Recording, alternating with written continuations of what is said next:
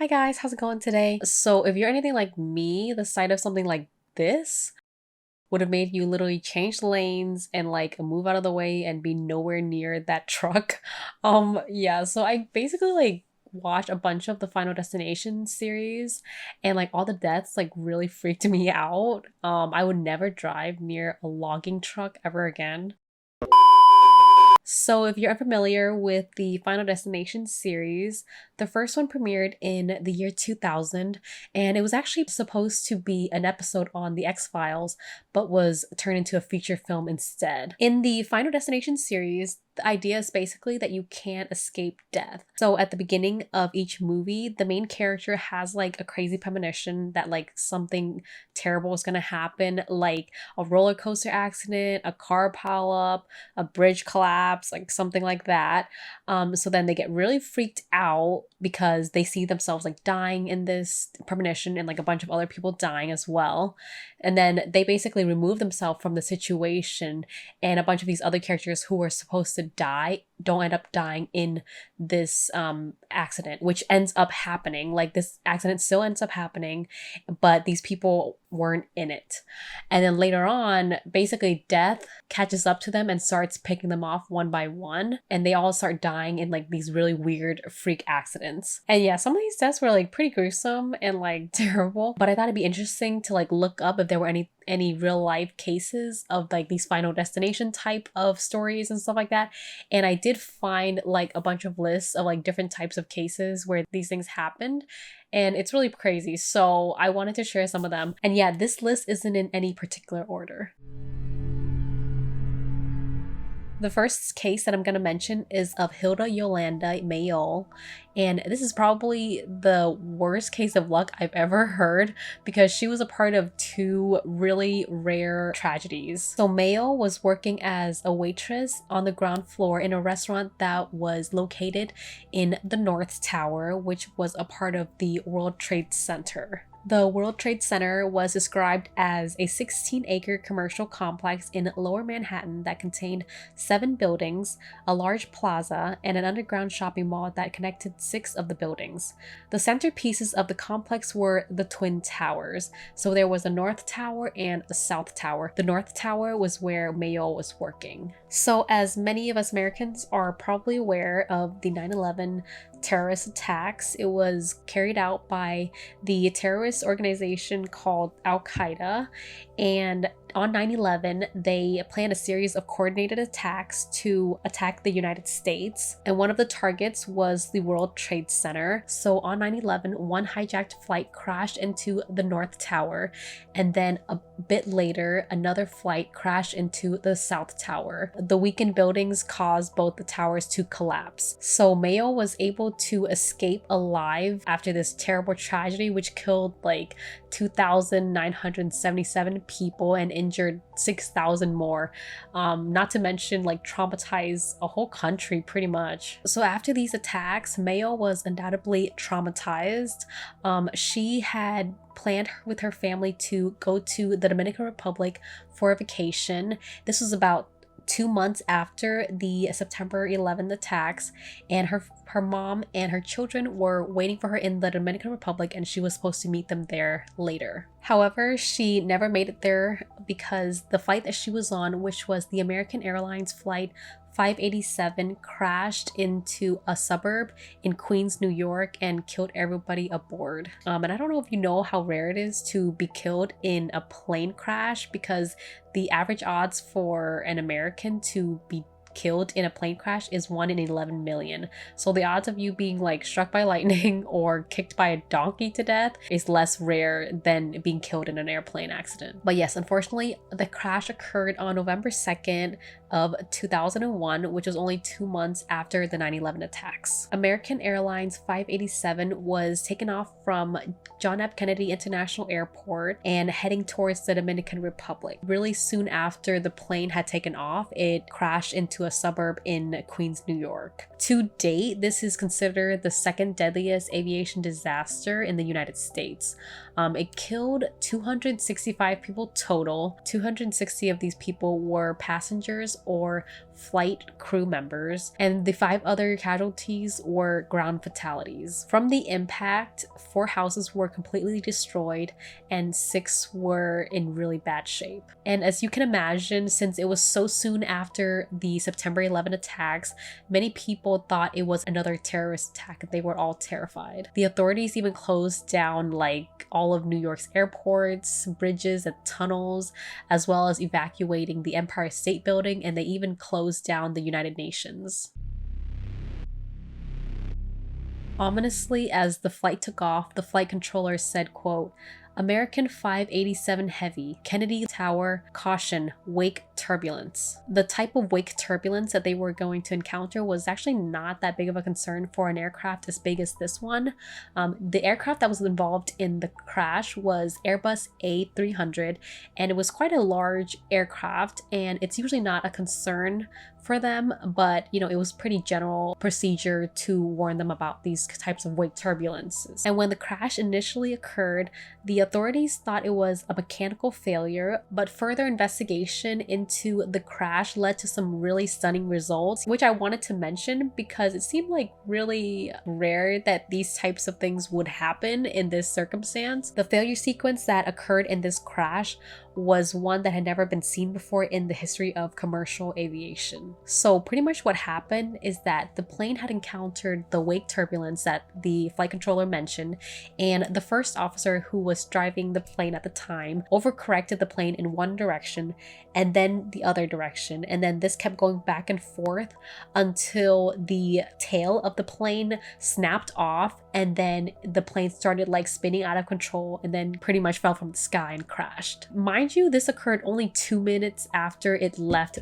the airport. So the first officer, whose last name was Mullen, was a very competent pilot, but he did have a weird quirk, which is that he was very unnerved by wake turbulence. And one instance occurred with a different captain where Mullen was rapidly moving the rudders back and forth in response to pretty benign wake turbulence. And it was such an unusual reaction for Mullen to do this that the captain even thought that they were having engine failures. When the captain asked him why he did this, Mullen had revealed that he was taught to do this from the American Airlines Advanced Aircraft Maneuvering Program. This program of like teaching and training pilots kind of had this lesson that ended up giving pilots the wrong idea about what to do in the instance of wake turbulence. In addition to this, the manufacturing company Airbus did not inform the pilots or the crew that the rudder on these aircrafts, the A300, was particularly sensitive. There was no mention of this in the operating manuals or the training manuals. Due to all of these events,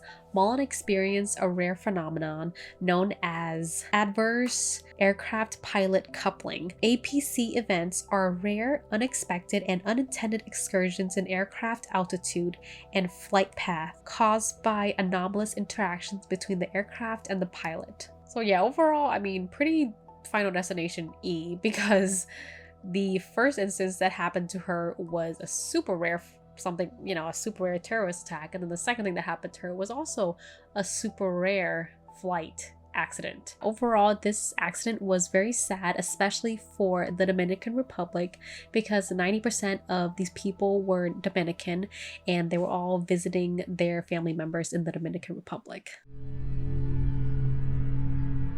In Jesseville, Arkansas on June 9th of 2013, Lynn and her husband were watching their 5-year-old nephew. He was staying with his aunt and uncle because his parents were in Oklahoma trying to rebuild their house because a month before, on May 20th, a really severe tornado had destroyed their house. The tornado that they encountered was an extremely violent tornado, and on the enhanced Fujita scale, the tornado was the highest of the rankings. It was an EF5. EF5, which is described as incredible damage, most violent and dangerous category of all tornadoes ever recorded.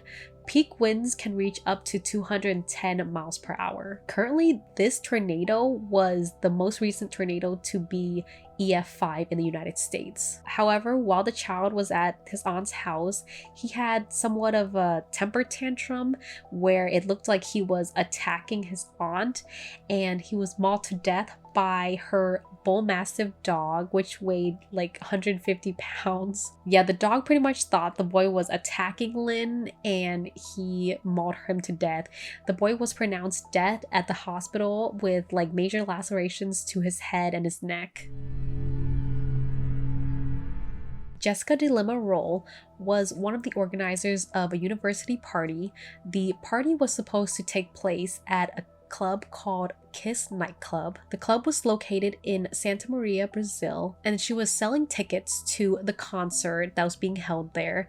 She was actually planning on going, but the night of the concert, her boyfriend pretty much convinced her not to go. And it was pretty good that he did, because around 2 to 2:30 a.m. that morning or late night, there was a terrible fire that occurred at the nightclub. Many people died from a smoke inhalation, and others died while trying to escape due to like getting crushed by the commotion. It was reported that 245 people were killed in total, and many of these people were university students or like people that were quite young, in their 20s and their 30s. The band member had lit up something similar to a signal flare, and that flare had caught on fire with the roof since there was some acoustic foam on the roof. There were too many people in the club, and there were not enough emergency exits for them to leave through during the fires. This accident is considered the second most deadly entertainment event in Brazil. And while it was fortunate that Jessica was not present during the nightclub's fire,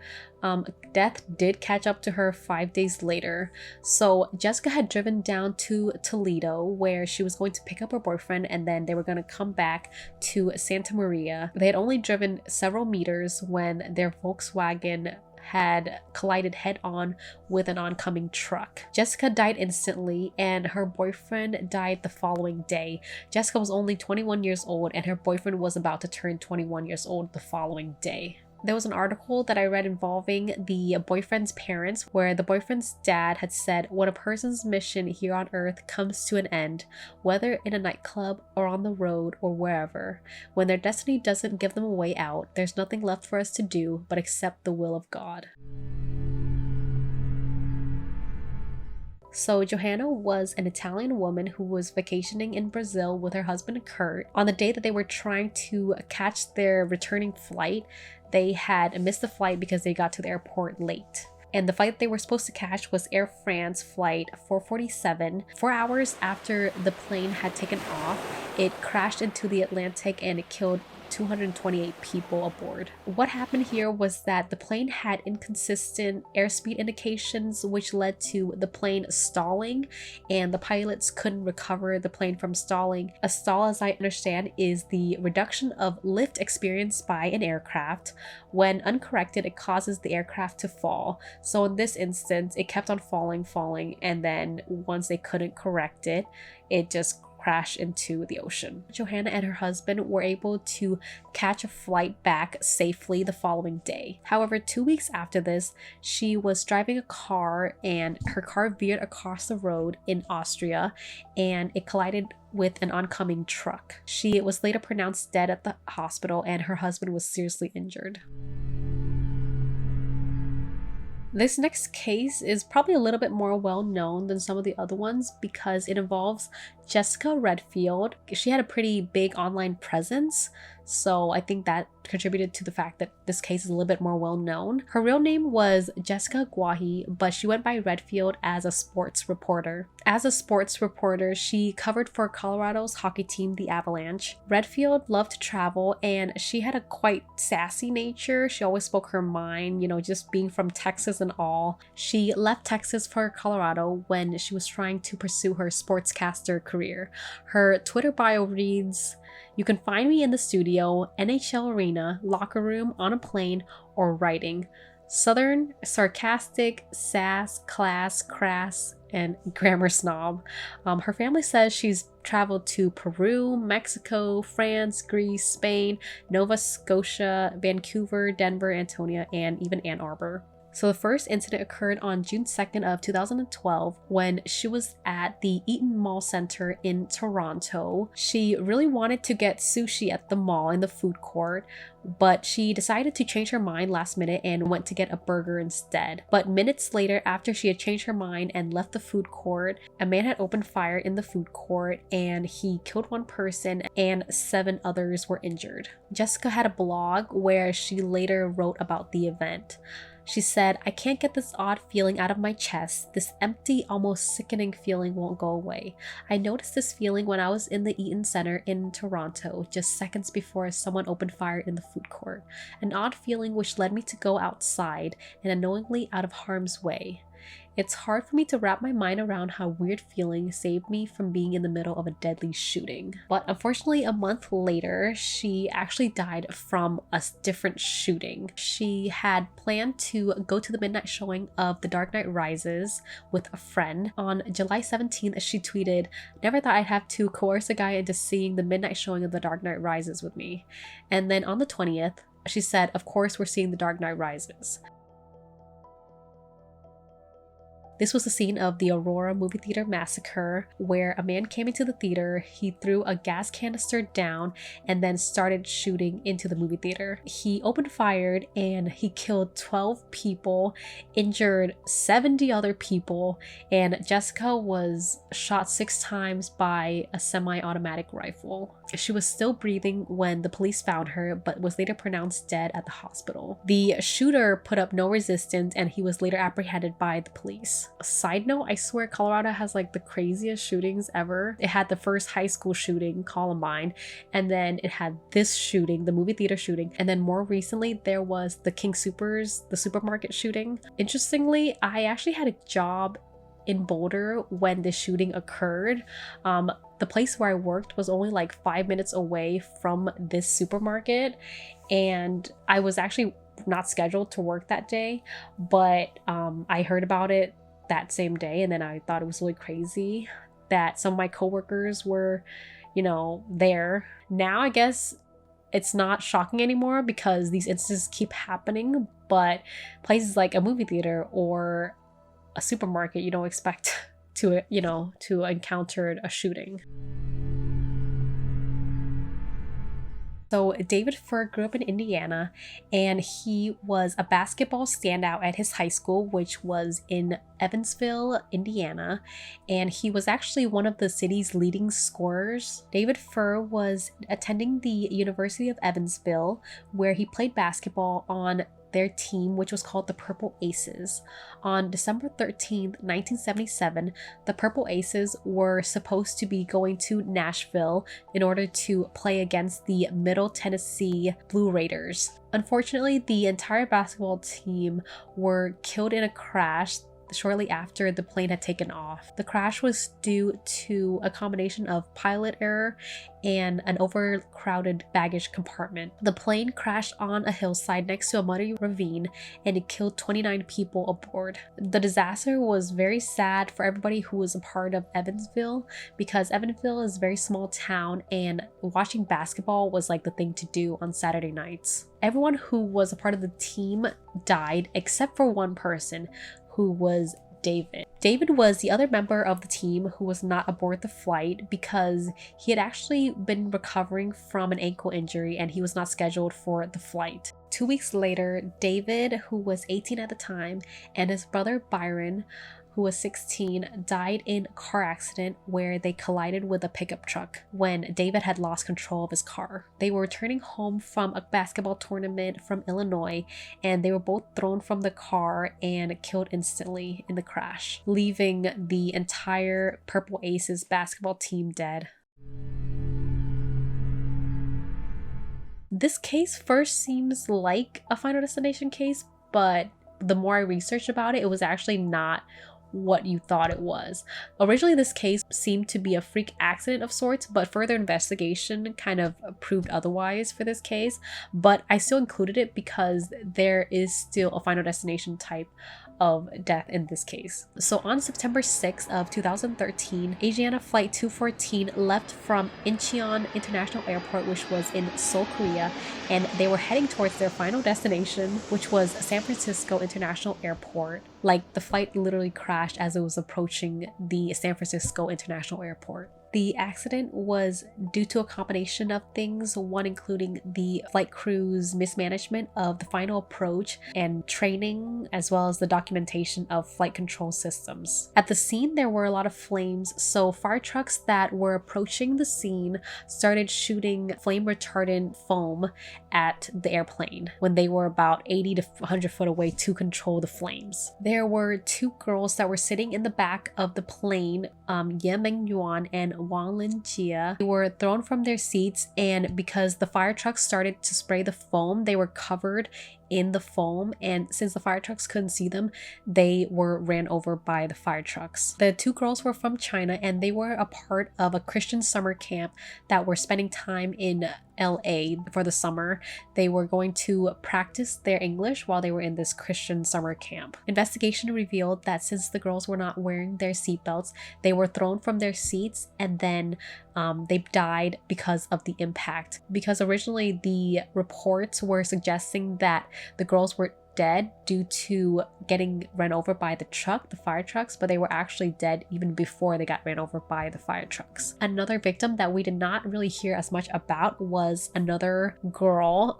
She was also a part of the same summer camp. Her name was Yipeng.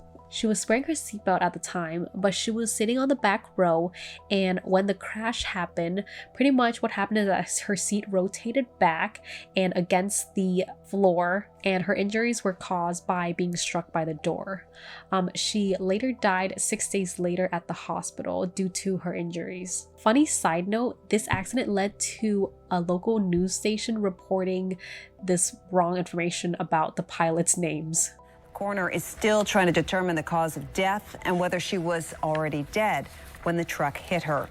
We have new information now also on the plane crash. KTVU has just learned the names of the 4 pilots who were on board the flight. They are Captain Sum Ting Wang, Wee Tu Lo, Ho Li Fook, and Bang Ding Ao.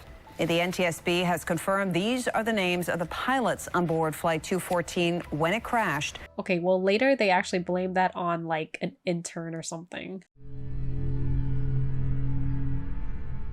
Gunther Link was a devout Catholic, and he had actually been trapped in an elevator. While he was in the elevator being trapped, he was praying to God to get saved, and right after he was pulled out of the elevator, he pretty much went straight towards the church to give thanks to God for saving him from the elevator. But while he was at Weinhaus Church in Vienna, Austria, a 860-pound monument fell on him and crushed him, killing him instantly. Police said that he seems to have embraced a stone pillar on which the stone altar was perched, and it fell on him.